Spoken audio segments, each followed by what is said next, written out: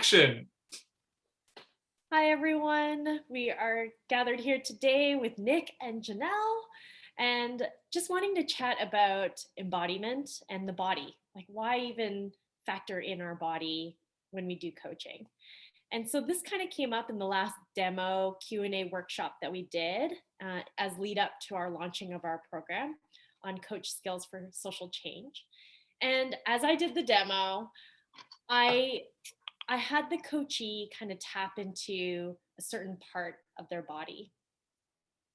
And it seems kind of bizarre, a little woo-woo, which by the way, my last name is Woo, so it's kind of funny, but a little woo-woo. And why? Why would we do that in coaching? And for me, there's a paradigm, or at least something that I was raised with, that valuing what's above your neck is the number one thing of who we are, valuing our logic, our knowledge, our ability to rationalize and logic things. And yet we're negating like all this other stuff that's below us and provides us information, actually influences what we think and influences, our thoughts, then also influence how we feel and how we sense things. And so that for me is why I use embodiment in our body in the coaching. Nick, what's coming up for you?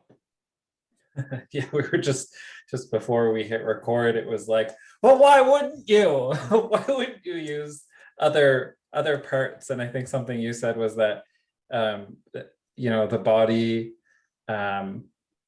which I mean could include our five senses, internal things that we sense and experience, our experience of our body in space. So it can include a lot of things. That's a source of information, and so therefore why leave it out? And that would be a better question for us. Why would you bother leaving that out if that can give you beneficial information? I think too that a lot of organizations are embracing the idea of emotional intelligence as a core competency. So we've really grown and are still continuing to grow in organizations and understanding that it's not just IQ that's important, also EQ is important, right? It's emotional intelligence quotient, EQ, yeah. And that's important. And I think the next stage is for us to really embrace that embodied intelligence is also critical to how we organize and come together as human beings. And we're not there yet. I think there's like sparks of this emerging within our organizations and within our larger systems. More people are talking about embodiment and somatics, but it's still very new and fresh, which means we need to develop a lot of not just competency in accessing it, but first awareness of it as a first step to then towards developing more competency in using embodied intelligence. The other thing that comes to mind is, for me, I think my discovery of this was when I worked in nonprofit and worked with teams in housing and homelessness that worked with really complex individuals experiencing complex trauma and therefore responding in certain ways to the environments that they find themselves in. So embodiment was first, I was learning about it within the context of working with complex trauma. And a lot of what I was reading and exploring was talking about how the body or bottom up ways of learning can be much more helpful for integrating trauma rather than top down ways from the head. So you realize, oh yes, I had this traumatic experience as a child, and this is why this happened, and then this happened. You can put all the puzzle pieces together, and these authors were saying, but that means nothing, not nothing. That can give you insight, it can be good information, but in many cases, it might not lead to any sort of substantial change. So then translating that, as I have come into coaching, translating that to coaching, which is different than working with trauma,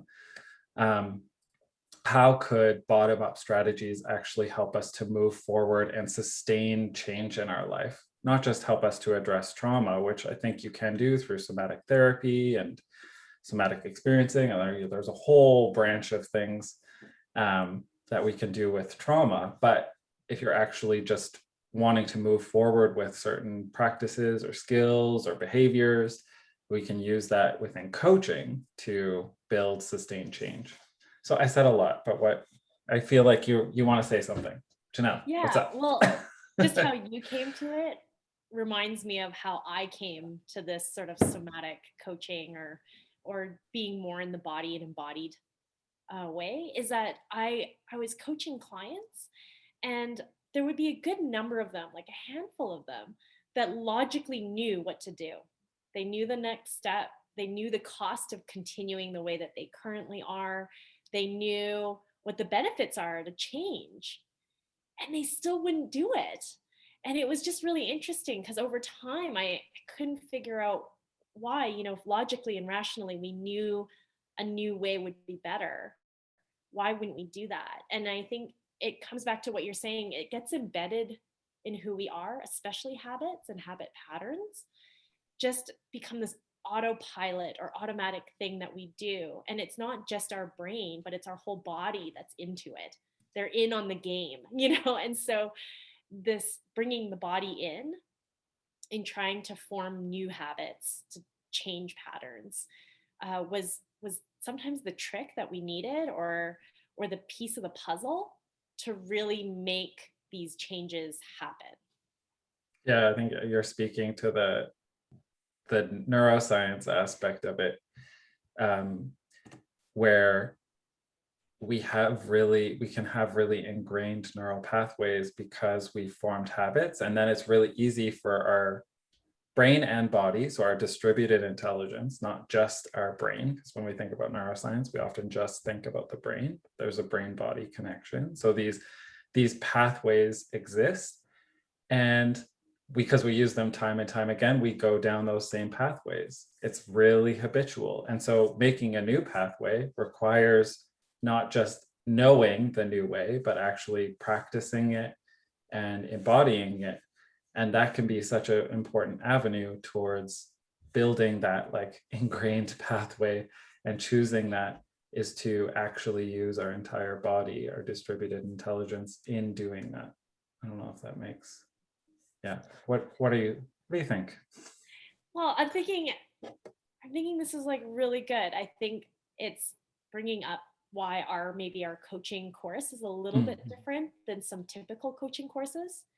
Um, and I'm not speaking for all. There's a lot out there, Yeah. but I feel like for ours, part of one of your values and my values is including this sort of knowledge center. I love how you called it a like distributed um, Intelligence. Yeah. intelligence, Yeah. as part of our coaching. And I think a key piece to this embodiment, bringing in the body as coaches, is also taking care of ourselves. Mhm. So noticing when we coach and when we're supporting other people, when maybe we're crossing our own boundary, where we're not comfortable, we're overextending ourselves.